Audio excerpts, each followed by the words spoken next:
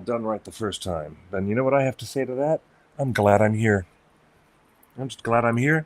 Justin is not with us. Ladies and gentlemen, welcome to Torn Tuesday. Let's see if this is actually happening, okay? Let's see if we're actually getting this show on the road.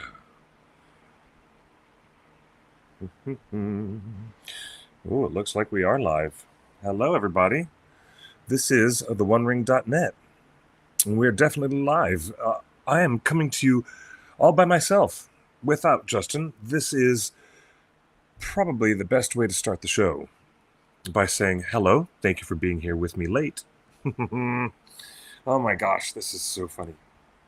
Okay, waiting for folks to come into the live chat. Here we are, Durin at your service. You know, this is wonderful to hear. I am Clifford at your service. Hey, Caitlin from Tea with Tolkien. There's Susan. Hello, everybody. The show is actually beginning now. Hi, Daniel. This is it, ladies and gentlemen. Without much more delay, everyone thought we were going to start 13 minutes ago, but of course, and I know how to spell this because I'm going to use my wonderful typing skills. Of course, we are starting late. But I want everyone to realize, you know I'm going to say this, a wizard is never late, Frodo Baggins, nor is he early. He arrives precisely when he means to. But there's one more thing that's missing, and I think you guys know this is what is missing. My very important digital light. Oh, goodness gracious. There we go. All right, here we go, folks. The show is on. We have live camera. We have the camera and the lights and the action, and we got everything. We're not crossing picket lines, and we are not scabs during this union strike, this historic Writers Guild of America and Screen Actors Guild AFTRA strike. But we are not crossing lines. We're just trying to get a show on the road. I'm sorry, it took me a while to do it, but I have all the necessary components, as you can see. Here I have my excellent high-end microphone. I've got my digital light. I've got you guys here.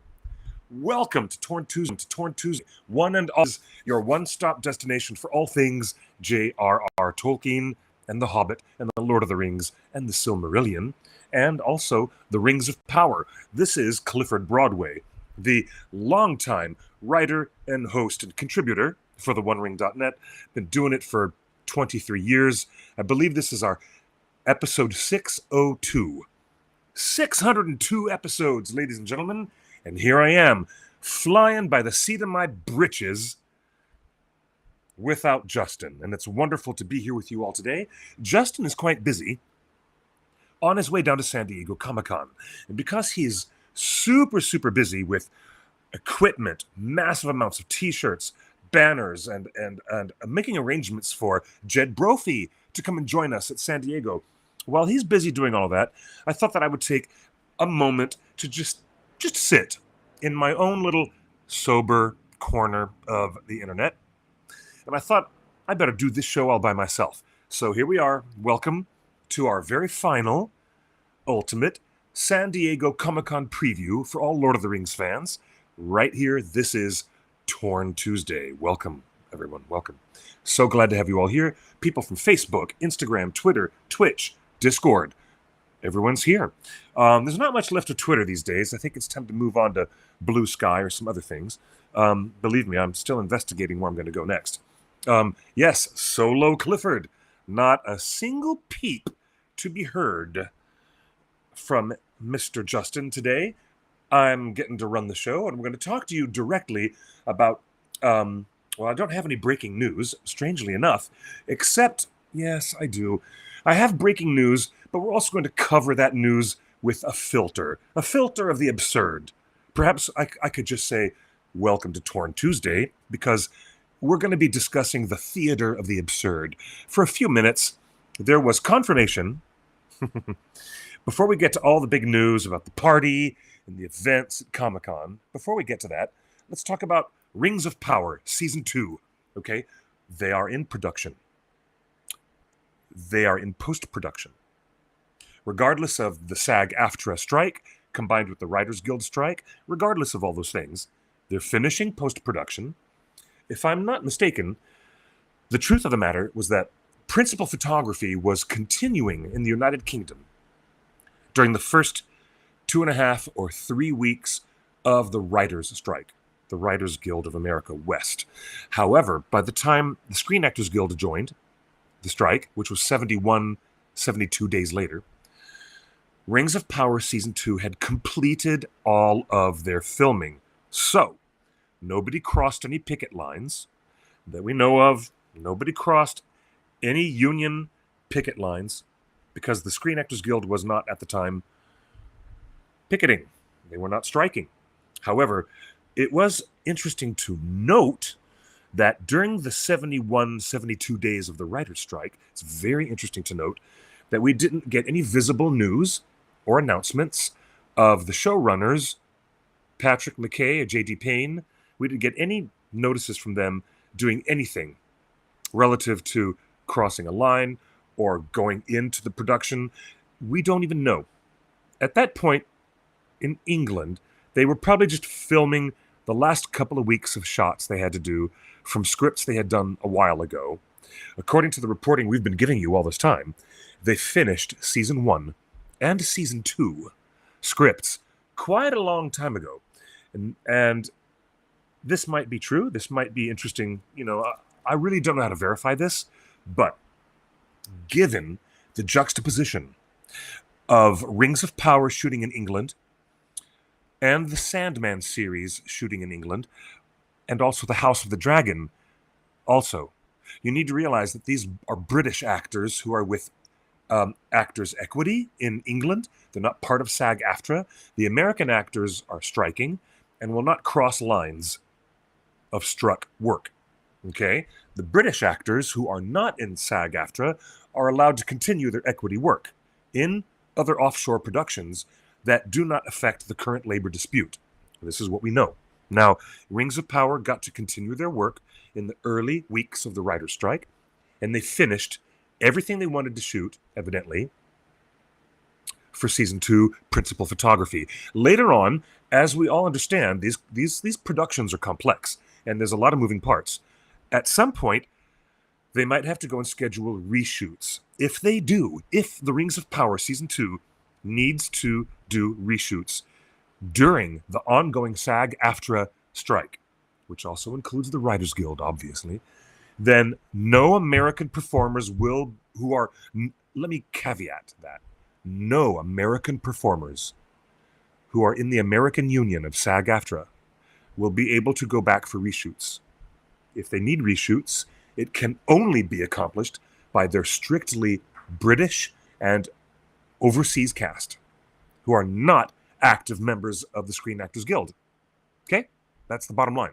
So we don't know if Patrick McKay or J.D. Payne had done any extra work writing episodes during the first 3 weeks of the writer's strike. We don't know. And I am not willing to speculate on that. I am willing to state the fact that they continued production in England during the first opening weeks of the writer's strike. And I'm also going to just say that as a matter of journalistic reporting, that we know that Sandman actors, British though they might be, although they might be in equity, but all those actors and everything on the Sandman production quit and shut down their cameras in solidarity with the current Screen Actors Guild strike. They did. Okay? The news also, strangely enough, is telling us that Game of Thrones, House of the Dragon, is continuing their production uninterrupted during this multiple layered labor strike here in America. Interesting. Some folks shut down, some folks keep shooting. Some folks in solidarity with their American union brothers and sisters. Some of them are not in solidarity with their American union brothers and sisters. It is a very strange melting pot of instance, circumstance, and choices. I'm not quite sure that I understand it all, but I'm just being a neutral observer, best as I can be, and I'm reporting the news to you all. Now, I will say further that we're heading down to San Diego Comic-Con, and anything that is struck work a production that is current, that is now under strike from active writers and active writers and actors. It sounds funny when you say it that way, but American union members of the Screen Actors Guild and AFTRA will not be crossing lines, so to speak, to promote other productions that are currently struck. Okay? That means we know that even Sean Astin had to cancel. Sean is not coming to San Diego. He announced that today. He's got many, many, many busy things to do as a head negotiator for the Screen Actors Guild. And the strike continues. Quite a pace. And I'm taking my shoes off like Mr. Rogers style. Won't you be my neighbor? Taking my shoes off, going to change into my cardigan, get comfortable. I'm going to bring you guys closer into this conversation, okay? And yes, I'm with you guys in the chat. I am here with you, and I acknowledge you guys in the chat. We're going to have to get back to your questions in just a moment. But let me say this. The biggest news that actually came out for Season 2, Rings of Power, has nothing to do with the current strike. It was the announcement of the replacement of Martin Sokas. Okay? Yes, that's right. Let me get into my Twitter. Here's my Twitter. And let me get into let me get into my Fellowship of Fans. Fellowship of Fans. There they are. And they brought this story out. This was their big exclusive. Callum Lynch. That's right.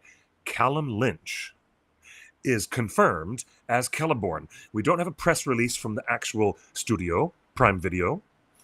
We don't have a press release. We don't have super official statements from them, but no one has countered it. The studio has not denied it. So yes, let's just go on with the fact that for almost 7 or 8 months now, if not longer, we've all been reporting that Callum Lynch was going to be cast as our new Celeborn. And I want you guys to take a look back in time. About 4 months ago, here on our live stream, we had guests with us, some wonderful guests. I believe it was you, Caitlin, and I also think that Matt, Nerd of the Rings, was with us. And we did a really funny thing. And Justin had the power to take his cross-scanning zoom. He did a cross-fade over Callum Lynch's face and then cross-faded it over Martin Sokas' face. Remember that? He looks exactly like him. There is unbelievable symmetry in his face and in the way his nose and his eyes are set on the shape of his forehead, the shape of his smile. Everything about this actor screams Martin Sokas. So here you go. Perfect casting announcement. Excellent. And he did have a part in Bridgerton. Thank you, Cecilia Mejia. It's a pleasure to have you with us. But I never watched a speck of Bridgerton, so I wouldn't know. But yes, that's right. He did some really interesting things. People are very fond of his work. And then what happened, and welcome to the Theater of the Absurd. This is the part of the story where it becomes Theater of the Absurd, okay? And I will only briefly touch upon it. Because a lot of the time, these accounts are not worth our attention.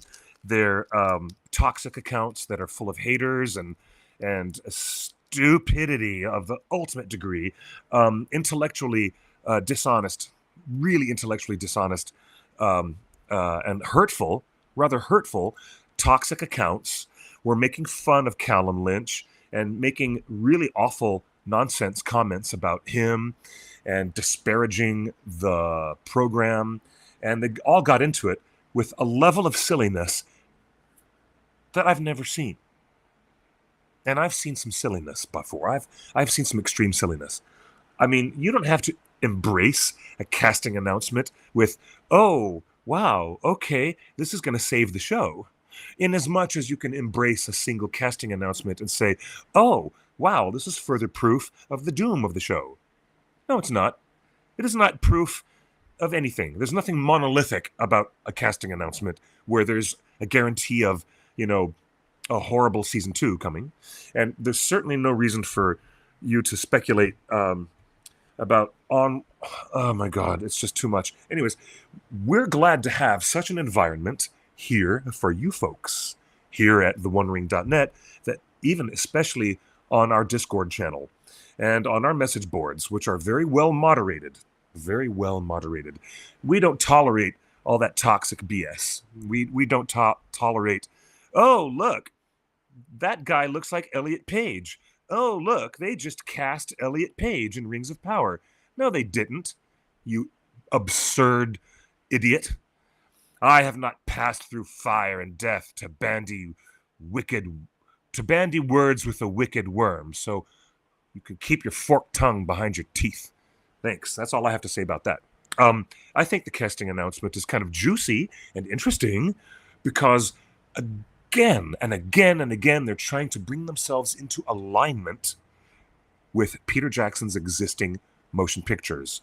As much as The Rings of Power would like to strike out on its own and stand tall as its own high watermark of production value and a high watermark of their own unique voice and production quality here in the Tolkien fandom, it's still interesting to me, just as a little side observation, as much as Rings of Power wants to stake its claim as its own show, I can just see by the casting of this one person, Callum Lynch, that they're still very much beholden, maybe that's not the right word, but I think they're very much beholden to the aesthetics and the production value and the fan familiarity. That is why Callum Lynch was cast.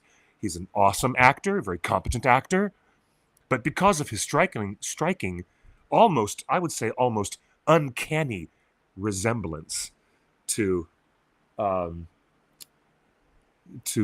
Sokas, our original Celeborn. I'm really fascinated by this, that they're still hewing so close to the original casting and production style vision of Peter's 6 films. And so here we go.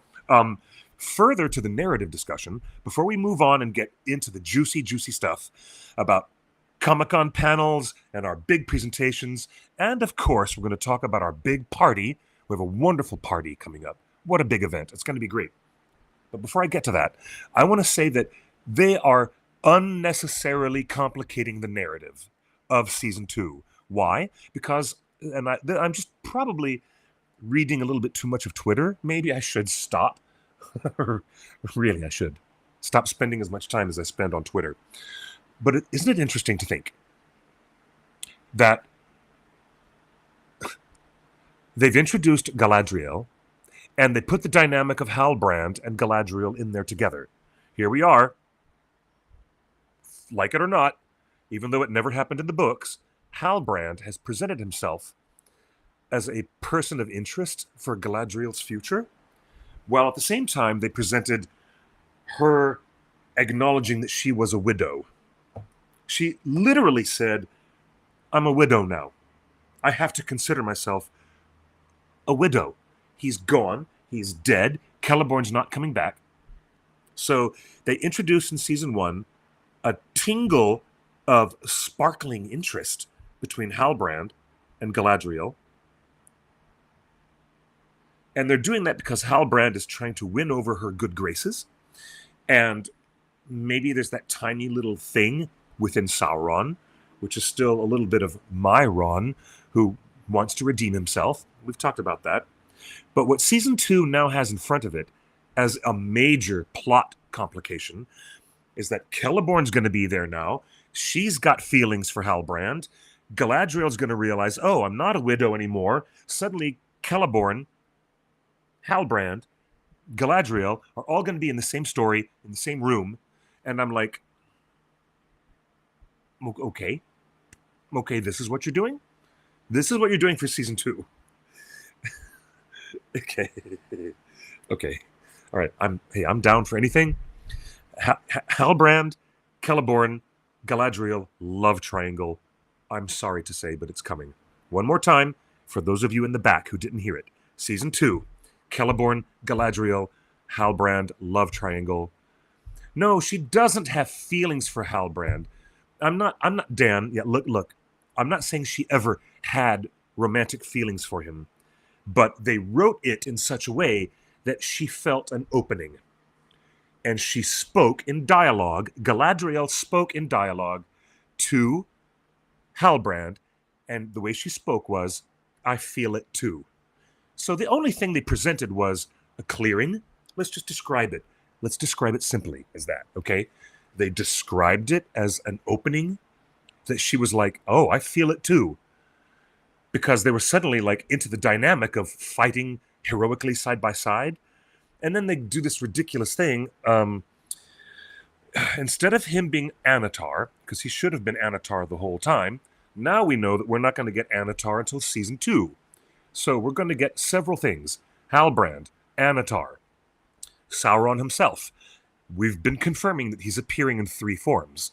At the same time, Celeborn is being brought back on stage, and Galadriel is going to have to reconcile things that happened in season 1 with things that are going to happen in season 2. No, my darling, Justin is not writing this.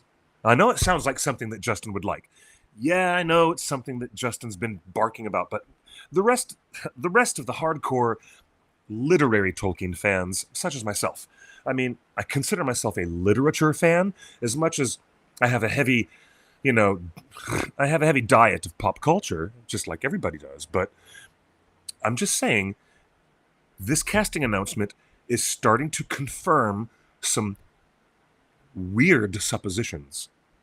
And I think that we can make a little bit of a safety zone now. Are we safe to make these assumptions? Yep, we're a little bit safer than we were a couple of weeks ago. And that's just from this casting announcement. We can now start to look at the scope of characters challenging other characters when they come back, because season 2 is going to reckon with and challenge things that happened in season 1, obviously. So you guys just get prepared. Yeah, well, I know. Yes, Pipsquay. Yes. My dear Pipsquay, I agree that this is not ideal. It is not ideal. All right? No, Galadriel should never have thought that she was a widow. We're all confused by this. This is a permutation of the story that Professor Tolkien did not write. Celeborn was never gone off stage hundreds and hundreds and hundreds of years, long enough for Galadriel to think he was dead. Much less for Galadriel to think, oh, this human man, who is a lost king of the Southlands, is all of a sudden starting to make me feel an opening in the conversation.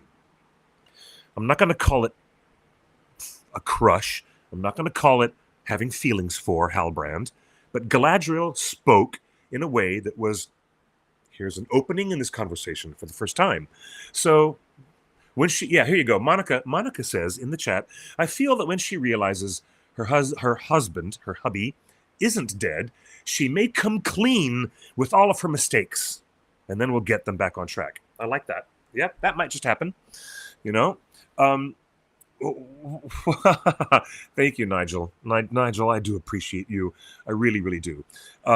Also here in the chat from YouTube, Anonymous Girl, thank you for being with us, Anonymous Girl. I think all of their scenes were filled with romantic tension in season 1. Yeah, there were little bits of romantic tension if you wanted to read it that way. It could have also been like buddy movie.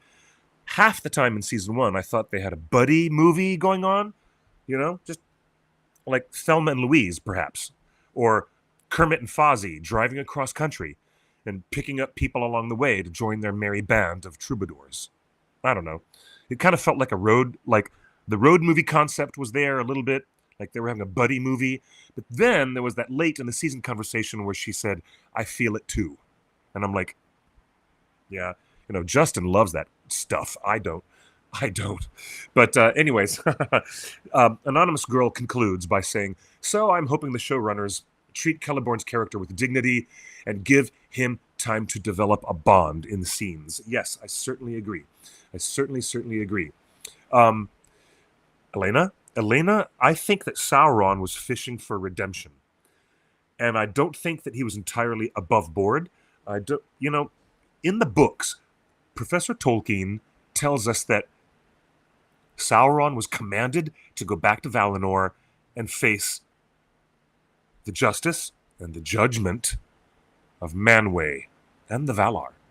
And he did not go back. He did not. He stayed in Middle-earth to continue seeking ways to do his own agenda in his own way. And thus, his one chance at redemption was truly lost. And I don't think there was ever another chance at redemption. Not according to the the limits of what we understand from what Tolkien wrote. But, just as the Tolkien professor Corey Olson, he has a great deal of wisdom in this matter, and he will often tell you, just because Tolkien didn't write it doesn't mean that we know in a very specific categorical way, one way or another. But then, fine. Okay. So, Season 2 has the casting announcement, but we don't have much else, except they're deep into the effort of post-production now. All they're working on now are visual effects, compositing, digital colorization, all these things that they need to do. Pardon me. So here we go. The next piece of this puzzle, which I'm really interested in, is the lack of nominations. We had the Primetime Emmy Award nominations, and it was very weird and strange that Bear McCreary did not get a nomination for Best Music, but so it goes. There is a great deal of celebration for Howard Shore getting an Emmy nomination for the opening theme of The Rings of Power, and I'm loving that idea, especially because he's an Oscar winner, he's a Grammy winner, and if he wins the Emmy, he's that much closer to an EGOT. Emmy, Grammy, Oscar, and then a Tony Award. Imagine, Howard Shore being like the most amazing talent that he is. Imagine him getting Emmy, Grammy, Oscar, and a Tony, which is that is the rarefied air. Man, that is the place to be. Well, especially if you're a consummate professional and such a great genius talent as himself. He deserves it. He deserves it. So I'm very, very pleased that Howard Shore got a nomination. Costumes, makeup, visual effects. Yes.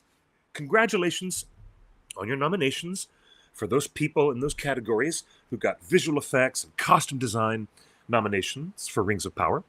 Good stuff. And all the latex, noses, and ears, and all that great stuff, and wigs. Technical categories.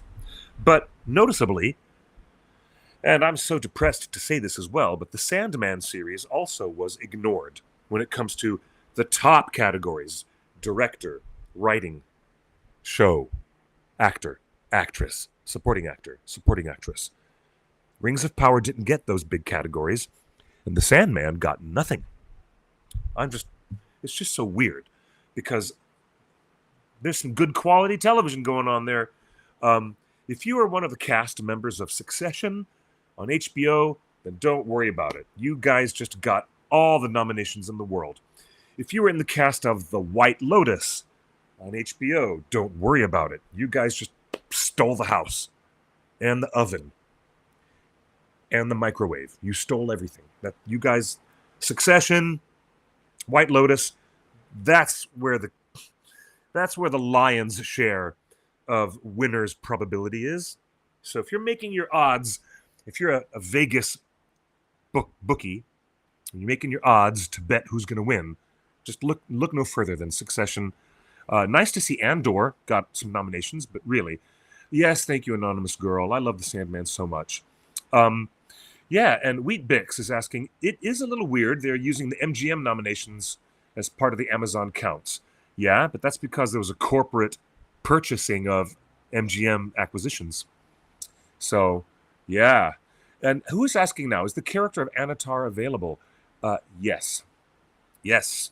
Thank you. I'm going to show that. Nigel, yes. I'm learning how to use Restream, and I can put your comments up on the screen. Is the character of Anatar available? Yes. Yes, and we have confirmed that Anatar will appear in Season 2. We have also confirmed Anatar and Halbrand and regular Sauron will be the 3 permutations and appearances of Sauron. That's exactly what we're going to hear. Okay, that's exactly what's going to happen. You know what? Dan Bites, yeah. He says, I'm livid as hell. I'm livid. How the hell did it not get nominated for that soundtrack? We don't understand. We don't understand. We don't know. We really don't know. So I guess we'll find out. Maybe there will be some scandal or some kind of expose that will reveal the reasons why Bear McCreary did not get a much-deserved nomination. I don't know how to handle that.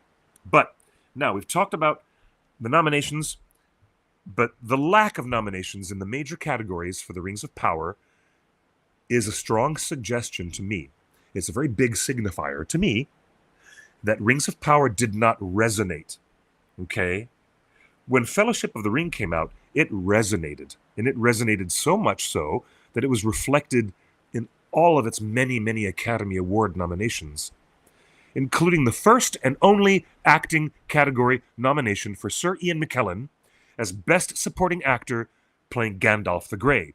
As we all know from the history of this story, Sir Ian lost in that category as Best Supporting Actor went to his good friend Jim Broadbent for the movie Iris. So Gandalf lost. But since then, you get a sense of all these awards and all the nominations that they kept throwing at Lord of the Rings year after year after year.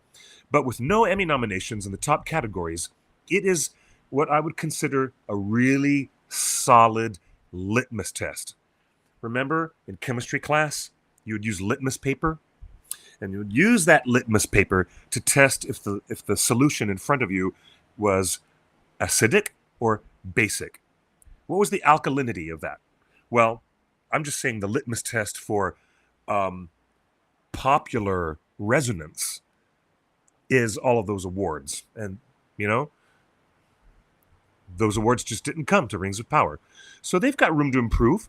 Season 2, 3, 4, and 5. They've got room to improve. They've got an excellent team of people. They do great production value. Bear's music is gorgeous. If they improve some of the weird issues of the mystery boxing, which was a major stumbling point of season 1, but if the writing gets to evolve, they might have a chance at really, really finding their footing and improving things. Now, on to the last bits of our conversation about San Diego Comic-Con. Can you go as a fan and wear cosplay for Star Trek? Can you go as a fan and wear cosplay for Rings of Power or anything you want? Am I breaking the union rules by representing projects that are currently under strike? The answer is no.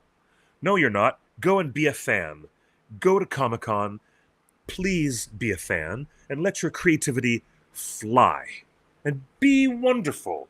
Be yourself. Be your creative self. Be your best self. And do not worry about the confusing rumors. We're going to debunk all those rumors online right now. It is the professional actors who are in the guild that are not going to be showing up to Comic-Con. You folks who are not in the union are allowed to cosplay as much as you wish. And don't worry about whether you're causing harm to other actors who are trying to strike against the producers. Don't worry about it. You're just... Because there's been such a conflation of idea. Because online conversations are so absurd and conflated sometimes. Easy to get confused. A lot of people were asking, am I causing harm to my other Star Trek actors if I show up as Jean-Luc Picard? Am I causing problems for the other actors? Because the fans are thinking, I'm in support of my actors. I don't want to go to Comic-Con and start promoting TV shows through my cosplay. That's going to make it easier for the producers and more difficult for the young actors who are struggling and striking. So don't worry about that. You can go ahead and be a fan. Just go ahead and be a fan. All of the actors appreciate that you would pause. All the actors who are currently striking really appreciate your solidarity. But there's no reason for you to leave your costumes at home. Go ahead, go to Comic-Con, go to San Diego. It's going to be an amazing time. It's really going to be an amazing time. Hello, Olivia. Welcome. It's great to have you guys here.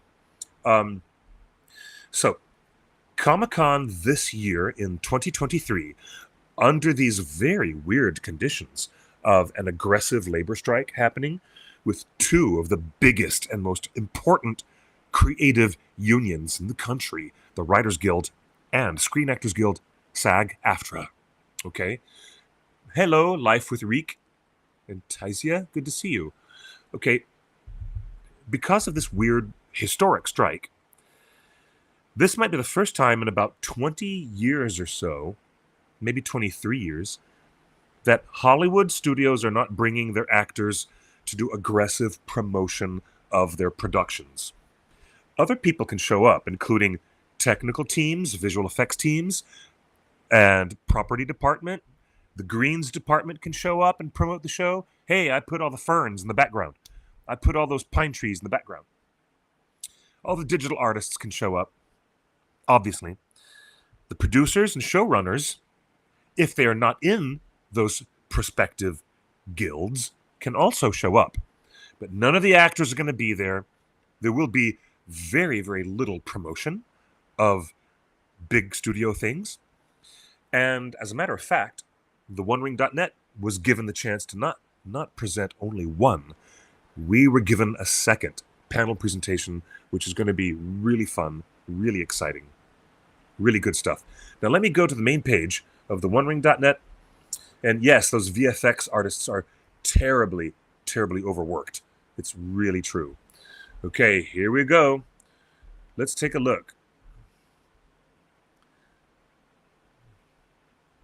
All right. We have Lord of the Rings at Comic-Con 2023. If you go to the main page of the OneRing.net, this is really great. Justin published a big old thing. By popular demand, the Magic of Middle-earth Party. All right, I'll get to the party in just a second. I mean, it's going to be lovely. But what I really, really want to talk about is the fact that we are hosting these panels. Okay? All right, here's all the panels that are relative to Lord of the Rings fans and interests, okay? And on Friday at 2:15 p.m., it's Weta Workshop Presents. It's going to be exciting, really exciting. Daniel Falconer, Oscar winner, Sir Richard Taylor, and wonderful, talented people. I hope Greg Broadmoor is there. Wonderful folks from the land of the long white cloud. All those folks from New Zealand are coming to present to you wonderful toys, collectibles, creature designs, amazing stuff. So that's Friday, okay? Friday, first panel of the weekend. And that's at 2:15 p.m., room 6A. Just added, okay? We have a Saturday panel. Now, there's 2 Saturday panels, and it's going to blow your mind. Us at the OneRing.net, we already had a 5:30, but now we've got a 1 o'clock. Earlier in the afternoon, on Saturday, in rooms 2-3 ABC, dispatches from Middle-earth with Torn and Matt, Nerd of the Rings. So, believe it or not, special guest Sean Gunner from the Tolkien Society will join us on that panel. Once again, myself, Justin, other staff members, author Kelly M. Rice from Happy Hobbit. She's the author of From Script to Screen, the story of the Lord of the Rings production. Sean Gunner from the Tolkien Society, Matt, Nerd of the Rings, joining me, Clifford Broadway, from the OneRing.net. We're going to have an amazing extra panel that was never on the original schedule, but because so many of the studios removed themselves and these studios are just not participating, we got the extra space. So, huzzah! Thank you very much to San Diego Comic-Con Programming. You have the best staff on earth. Thank you to the programming staff. We're in for a second panel. That's Saturday at 1 o'clock. So, remember, Friday at 2:15, Weta Workshop Presents. That's in room 6A. Saturday, 1 p.m., ourselves, the OneRing.net, in room 23 ABC. That also includes Matt, one of the biggest YouTubers in the world for Tolkien fan content. Matt, Nerd of the Rings, is joining us. Okay, wow. Saturday at 4:30 p.m., a very exciting presentation from Kate Hawley. Kate Hawley was nominated for an Emmy for the costumes, beautiful costumes design for The Lord of the Rings, The Rings of Power on Prime Video. So after our panel at 1 o'clock, it'll be done at 2 o'clock, then you can go 4:30 panel and meet and greet with Kate Hawley, talking about those gorgeous costumes they made for Rings of Power. Then that's still Saturday afternoon, 4:30. Third one of the day, the third Lord of the Rings panel of the day, right after the costuming panel with Kate Hawley.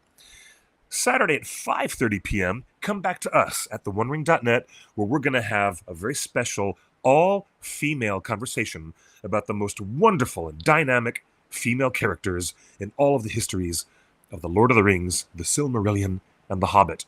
We're going to look at, and that's Saturday at 5:30 p.m., room 7AB, and it's called No Man Am I, Women of Middle-earth, hosted by Kathy Udoch, Tea with Tolkien, Caitlin's going to be there, and Happy Hobbits, Kelly M. Rice. It's going to be a very exciting day, and that's all on Friday, and then Saturday, back to back.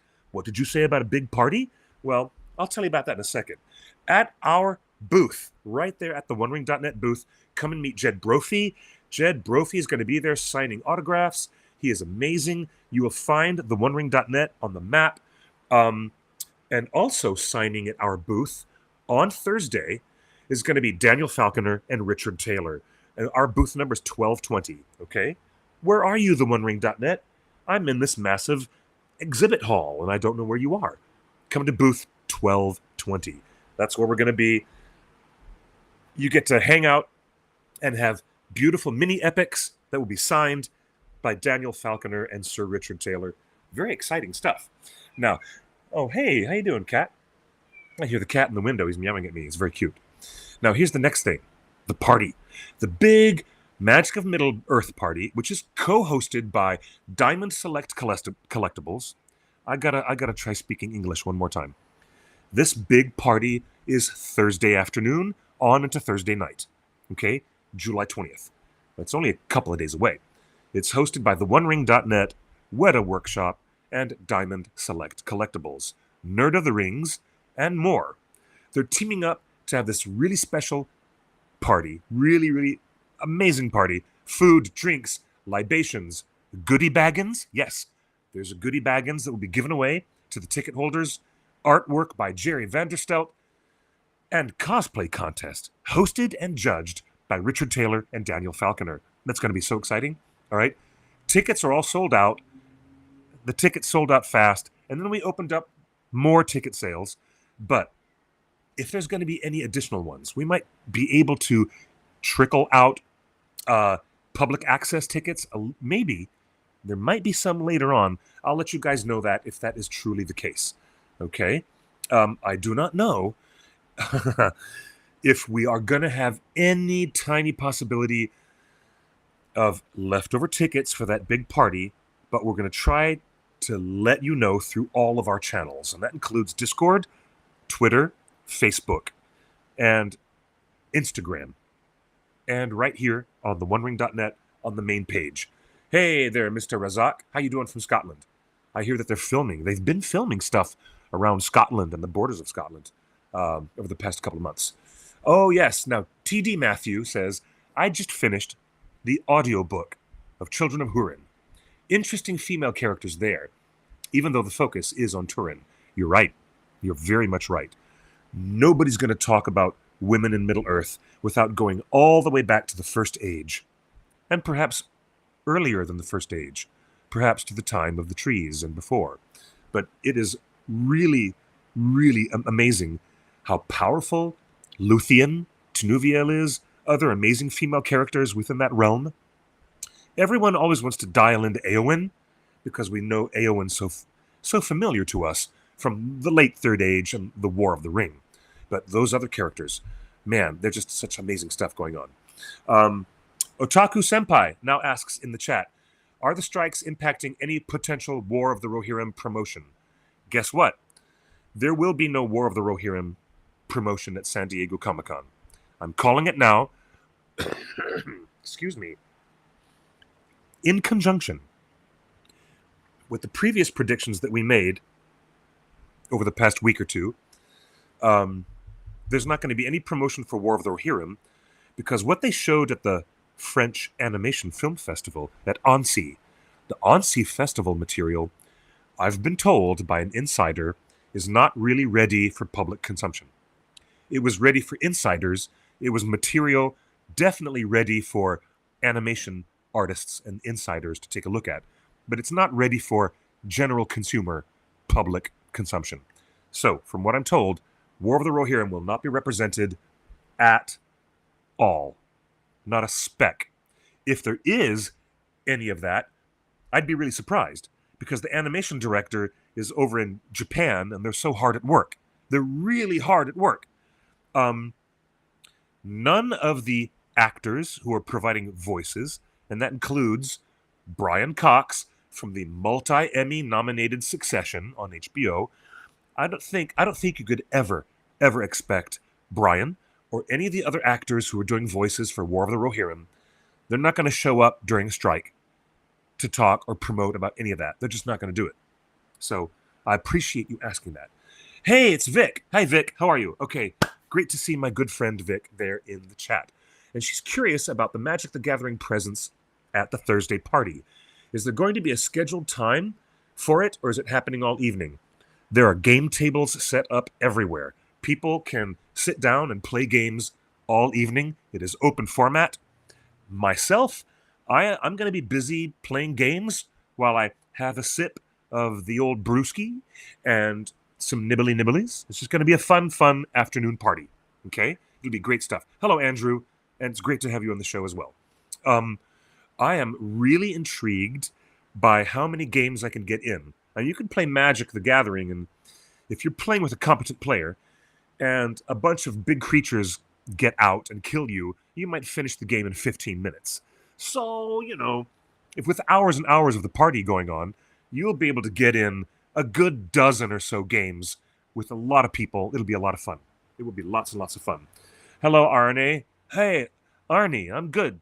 I'm doing all right. I've been, to be honest, I'm going to check in with my audience. I need to do a mental health check-in every now and then, because I went through a pretty crappy breakup a few months ago. And since that breakup, I've just been getting busier and trying to dive into my work and hang out with supportive friends. But I will be honest with you. Every now and then, it's just a little weird. But I'm okay. I'm doing okay. Thanks.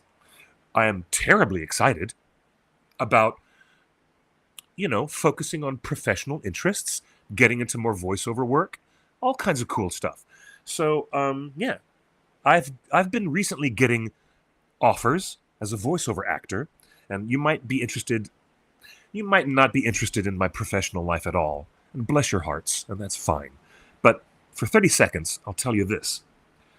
Because so many productions are shut down, and the writers and actors strike is going to go on for a long time, because it's weird like that, they're starting to import other TV shows from other countries. Why? Because it doesn't have to be produced.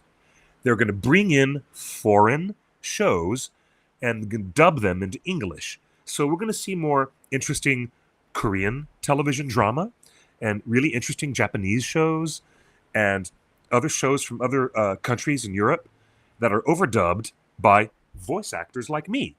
And this gives me an opportunity to work because I'm not in the union. I'm not a member of the Screen Actors Guild or AFTRA. So I can do some non-union work, and maybe it will be like, the plus side of it is, the union folks are out of work. But if they're bringing in international productions and I can do some non-union voiceover work, I'll be glad to do it. Why not? And that could be pretty cool. I really do want to get my professional voiceover work to a whole nother level in this year and next year. That's why I've invested in all this great equipment, and I'm ready to get my career to the next space. So, I can't do the audiobooks of Lord of the Rings anymore or Silmarillion because Andy Serkis did that. I always thought maybe one day, in another 5 or 10 years, I'll get to do another audiobook version of Lord of the Rings or something. I always thought that'd be fun. But now there's no point in doing that now because we have the excellent Andy Serkis versions of these audiobooks. And, of course, Christopher Lee audiobook of The Children of Hurin. Fabulous. So, whatever. I'll just find some other work. I'll find some other stuff to do. So, in terms of going down to San Diego Comic-Con and experiencing this, you guys have to realize that so much of Hall H is waiting in line overnight, desperate to see if Tom Hiddleston is going to come out in his Loki costume, to all the thunder of the room, terrific thunder and energy.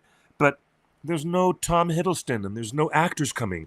And if the studios are going to promote their stuff, it's going to have to be without the writers and without any actors.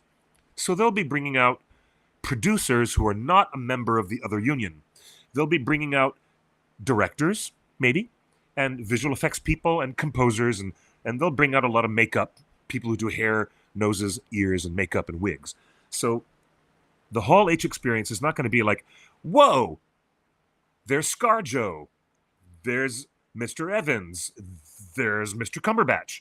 Oh, look, there's everybody. No, they're not going to be there. You're not going to get that crazy Avengers fix of, wow, all the stars are on stage and I'm in this room. Instead, taking out all of that Hollywood energy, my prediction is that real comic book fans, like myself, are going to go in and meet artists and illustrators and talk to comic book authors, people who write the graphic novels, people who write and publish the comic books. You know what it's going to be? A genuine Comic-Con. That's what it's going to be. And I'm thrilled, secretly. I'm kind of thrilled. I'm kind of thrilled that there will be much, much less television, video, streaming, and much less film, all that stuff, in favor of other popular artists who I love. I love comic books and graphic novels, and I love the storytelling. And because they're not crossing any picket lines, and there's no strike in that industry, we're going to get the chance to go down to Artists Alley and meet the Eisner Award-winning artists and get drawings and support them and love them. Support these artists and these writers. It's going to be really good stuff. Really good. However, for those attendees who are trying to just get that celebrity fix, I'm sorry. Ain't going to happen. They ain't going to get no celebrity fix by, oh, look, somebody signed to my cast. Well, it's not going to happen. I'm sorry. I am sorry. But hey, at least the original industry that started it all was not motion picture and television, nor video games. The industry that started it all was comic books. So I'm just going to put a button on that point and let it lie right there, okay? Yes, Otaku Senpai, Ringer's Director's Cut, the Ringer's 2.0 version of my documentary film, which has been re-edited and fully upgraded from standard def up to its original 1080p high definition, because we originally shot it in 1080p. We originally shot my movie in high def, but when we released it on DVD, it had to be compressed down to standard def. But now we had to work to bring it back up again. So everything's been up-resed thanks to this remarkable software and the hard work of our editor, John Welch, and our director, Carlene Cordova. Yes, Latina female indie film director. Let's hear it for our indie film directors out there, our female Latina indie film director, Carlene Cordova, who I worked with. She's been working really, really hard on that, and I'm not sure what to do except predict later in the year, maybe in the late third or fourth quarter of this year, we'll have something out there for people to click, download, or just click and rent and enjoy it for like $2 or whatever, $3. So that stuff is going to happen later on this year, but I do not make any concrete promises. Okay.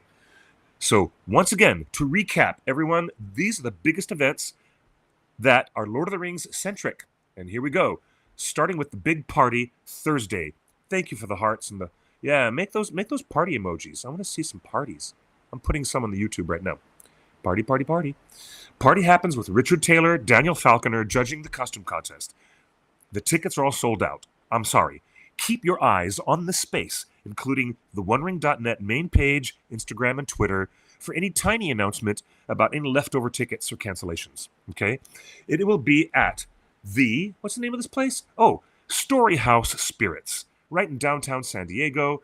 It is friendly, family friendly. Kids are allowed. You don't have to be a badge-carrying attendee of the Comic-Con.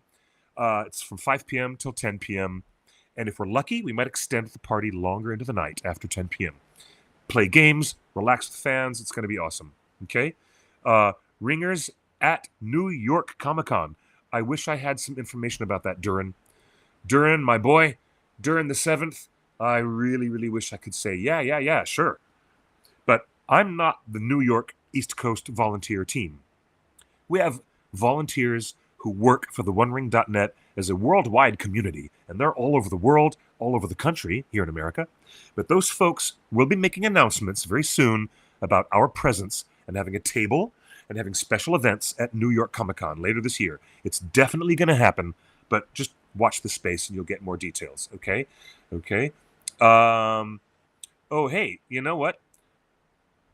What's this? Well, maybe more WOTR at New York Comic-Con. Yes. Otaku Senpai, if the strike is resolved, maybe, and nobody gets in the way, maybe people like Brian Cox and Miranda Otto, these actors who are doing voices, can come into this, convention. Maybe at that point in time, they can really do some good promotions for the film. Okay, you got dishes? No, you got dishes you need to do. Okay, I'm sorry. Go do your dishes. I'll talk to you guys later because we're going to wrap up the show. I've been doing this for 1 hour, and you know that when Justin is not here, we end up taking our 90-minute show, or 2 hours, and I'd like to boil it down from 90 minutes down to 60 minutes. So it can be more concise. I got the information in front of you guys right now. Callum has been cast. Hello, Callum Lynch. Welcome. And the first thing that I say is, Callum, I'm appreciative that you got cast.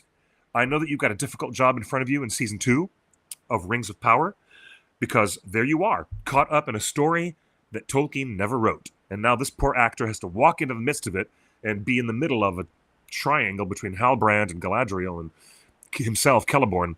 I'm quite curious to see what they're going to do. But I say props to you, Mr. Lynch. Good on you, mate. As they say down in New Zealand. Good on you, mate. And pay no attention to the haters, because I don't. We don't pay any attention to the haters. They can just stuff it. That's what my grandma used to say. When my grandma was trying to be scandalous at the Thanksgiving table, she'd say, stuff it. So, yeah, those guys can just stuff it, So, great. Rest in peace, Grandma Phyllis. She was the best. Okay, now, I want to see your smiling faces at Comic-Con. I want you guys to come to our booth. Our booth number is, once again, 1020. No, sorry, it's 1220. Our booth is 1220. Come by Thursday in the midday so that you can meet Daniel Falconer and Richard Taylor in person. And that's all Thursday. Lots of stuff happening Thursday. Meet Jed Brophy. It's going to be so exciting. And come and meet Matt, Nerd of the Rings, and myself, Clifford Broadway. And come and meet K.M. Rice, author of From Script to Screen, Journey to Middle-earth, and Tea with Tolkien. She's fabulous. And all the Tolkien panels are on Friday, Saturday. Okay? Friday at 2:15, Weta Workshop. Saturday at 1 o'clock, Dispatches from Middle-earth. Saturday at 4:30, Rings of Power Costume Master, Kate Hawley, Emmy-nominated Costume Master. Okay? And then after that, Saturday at 5:30, the big one that I'm most interested in, No Man Am I, Women of Middle-earth. Our panel will be then at 5:30. That's all on Saturday. Okay? Looking forward to see you guys there. I'm very, very much excited. Now, I mean, hey, Otaku Senpai, if I ever got, my shill check, all that money I was supposed to get paid by Prime Video for being a relentless shill, because that check never showed up. I didn't get my shill money, and because I didn't get my check from Prime Video, I can't easily afford to fly across the country every few days. Oh, no. Win the lottery? During the 7th, you just reminded me. That Powerball is up to $1 billion. All right, I'm going to log off. I'm going to go buy a ticket. It's time to get your Powerball ticket, everybody. Then I can fly around to New York Comic-Con and meet more of the folks around. Do you guys remember back in the day when we did actual cross-country trip? Me and Justin with a network travel pack, doing a sprint network all across this beautiful, great country of ours, driving from the West Coast to the East Coast, all the way from Los Angeles to Atlanta to do a road to Dragon Con. Raise your hand in the chat if you remember the road to Dragon Con. Remember that? You guys remember the road to Dragon Con? Where we stopped and met wonderful fans all the way on our amazing, unexpected journey. Every city, we'd stop and meet Lord of the Rings fans. And we chatted live. We continued a live stream 24/7. And it went on and on and on. I believe that we broke new ground.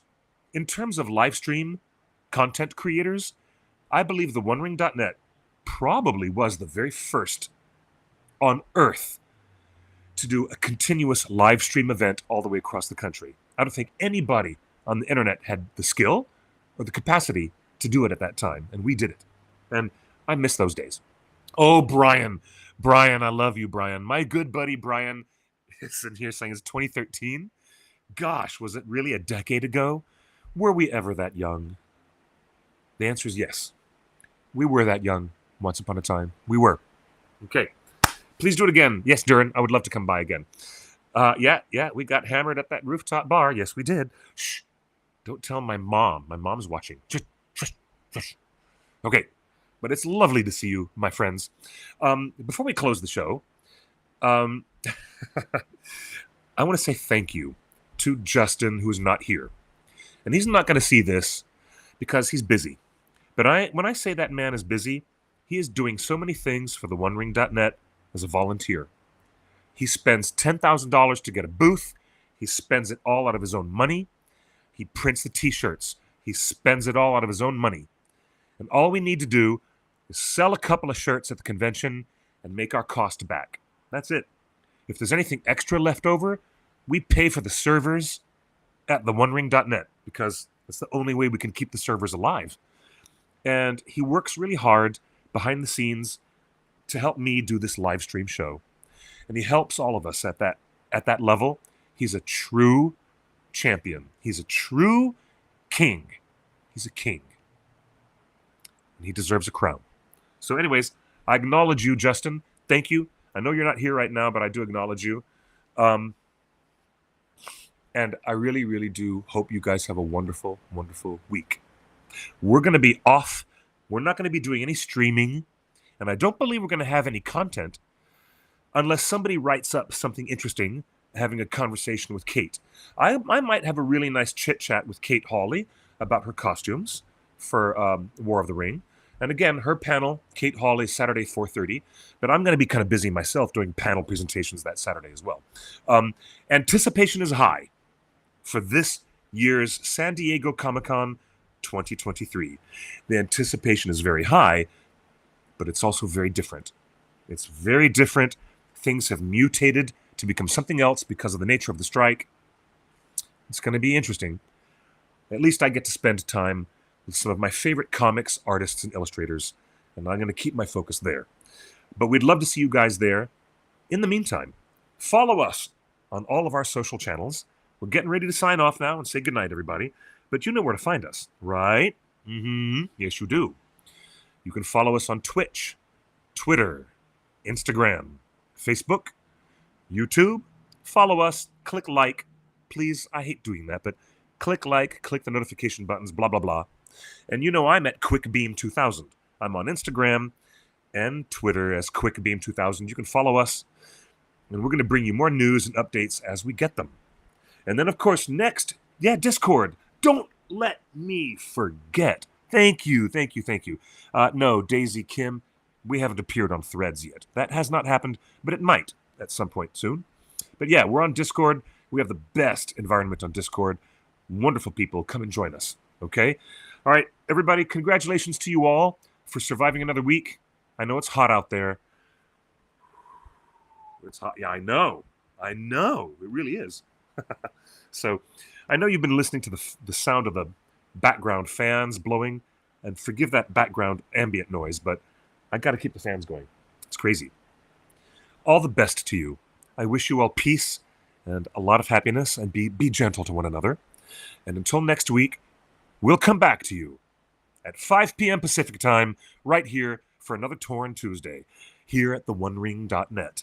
Until then, I ask you all to just really look out for one another and be kind. And until then, I like to say good night and good luck. As always, buenos noches y buena suerte. Goodbye, melons. See you later. Have a good time at the convention. I know I will.